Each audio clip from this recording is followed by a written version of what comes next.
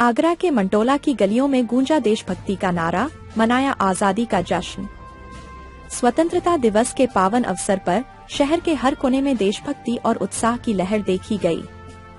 इसी कड़ी में 15 अगस्त को मंटोला के बादशाह वाली गली मस्जिद तारकिशान के पास एक भव्य समारोह में झंडारोहण का आयोजन किया गया। इस कार्यक्रम में स्थानीय लोगों ने बढ़ चढ़कर हिस्सा लिया और देश की आजादी का जश्न मनाया। इस कार्यक्रम के मुख्य अतिथि उत्तर प्रदेश सरकार के उच्च शिक्षा कैबिनेट मंत्री योगेंद्र उपाध्याय के पुत्र डॉक्टर अलौकिक उपाध्याय थे। उन्होंने राष्ट्रीय ध्वज फहराया, जिसके बाद पूरा वातावरण भारत माता की जय और वंदे मातरम के नारों से गूंज उठा। डॉक्टर उपाध्याय ने अपने संबोधन में आजादी के महत्व पर प्रकाश डाला। उन्होंने ऑपरेशन सिंदूर का विशेष उल्लेख करते हुए हमारी भारतीय सेनाओं के शौर्य और बलिदान की सराहना की। उन्होंने बताया कि कैसे हमारी जांबाज सेनाओं ने दुश्मनों को धूल चटाई और देश की सीमाओं की रक्षा की। उन्होंने उन सभी वीर शहीदों को भी श्रद्धांजलि दी, जिन्होंने देश की आजादी के लिए अपनी जान कुर्बान कर दी। इस दौरान उनके प्रेरणादायक शब्दों ने सभी उपस्थित लोगों में देशभक्ति की भावना को और भी प्रबल कर दिया। यह कार्यक्रम सुभाष मंडल अध्यक्ष राजू कुशवाहा और मोहम्मद वाजिद के नेतृत्व में संपन्न हुआ। इस समारोह में समाज के विभिन्न वर्गों के लोगों की उपस्थिति ने एक सुंदर तस्वीर पेश की। वहीदो भाई, सल्लो भाई, बबलू भाई, हाजी आरिफ, जावेद भाई, साजिद, अयान, इंतकाब, फारूक भाई, हाजी रईस आलम, मोहम्मद अशफाक, मोहम्मद हाजी राजा फुरकान, महेंद्र भाटी, राजकुमार खंडेलवाल, रानी माहौर, तस्लीम बानो और अली शेर जैसे कई गणमान्य व्यक्ति इस ऐतिहासिक क्षण के साक्षी बने। इस समारोह ने यह साबित किया कि देश के प्रति प्रेम और सम्मान की भावना सभी धर्मों और समुदायों को एक सूत्र में पिरोती है। यह कार्यक्रम न केवल आजादी के जश्न का हिस्सा था, बल्कि इसने एकता और भाईचारे का भी संदेश दिया, जो हमारे राष्ट्र की सबसे बड़ी शक्ति है। INA न्यूज के लिए आगरा से मोहम्मद सज्जाद की रिपोर्ट। न्यौछावर होना पड़े आज उन शहीदों को नमन करने का।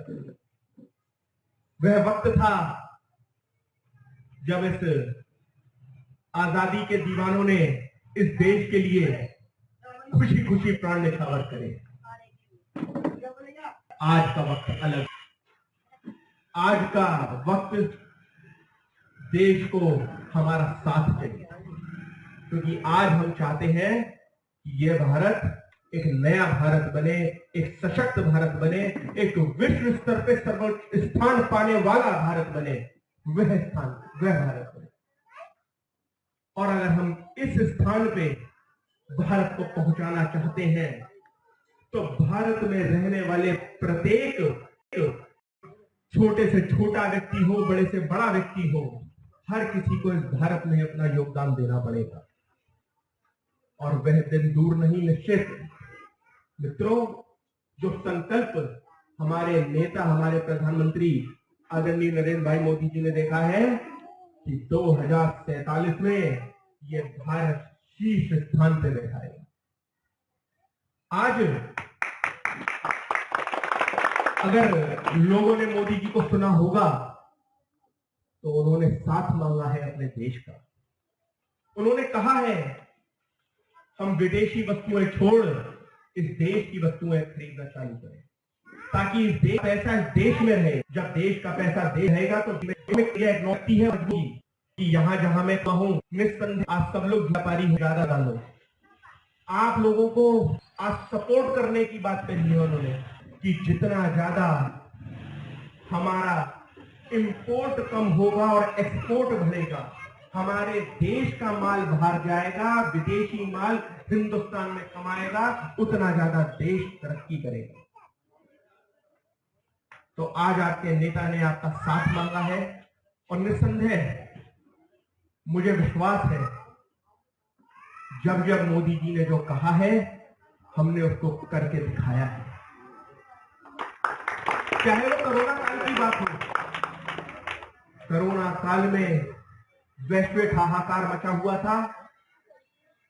मोदी जी ने अपने देशवासियों का सहयोग मांगा, और वह सहयोग ऐसा मिला कि सबसे शानदार वैक्सीन अगर कोई तैयार हुई तो वो भारत की तैयार हुई, और उसके बाद भारत से भी दूसरे देशों ने भी वैक्सीनेशन मांगा। कोरोना काल जैसी महामारी को हम हरा चुके हैं। निस्संदेह अब भारत को विकसित राष्ट्र बनाने की बात है। तो हम सबको भी आज अहिद लेना चाहिए कि आज के बाद हमारा जो भी कदम होगा वह देश हित में होगा, वो राष्ट्र सर्वोपरि के हित में होगा। और निस्संदेह अगर इस सोच के संग हम आगे बढ़े तो वह आज अगर हम अमेरिका की बात करते हैं तो वह दिन दूर नहीं, विश्व हिंदुस्तान की बात करेगा, भारत की बात करेगा। आपसे अनुरोध चाहूंगा, क्योंकि जो कार्यक्रम बहुत है आज मेरे और 12 बजे के बाद ध्वजारोहण नहीं होता, इसलिए मुझे जल्दी फ्री करने का कष्ट करें, इतना मैं अनुरोध आपसे चाहूंगा।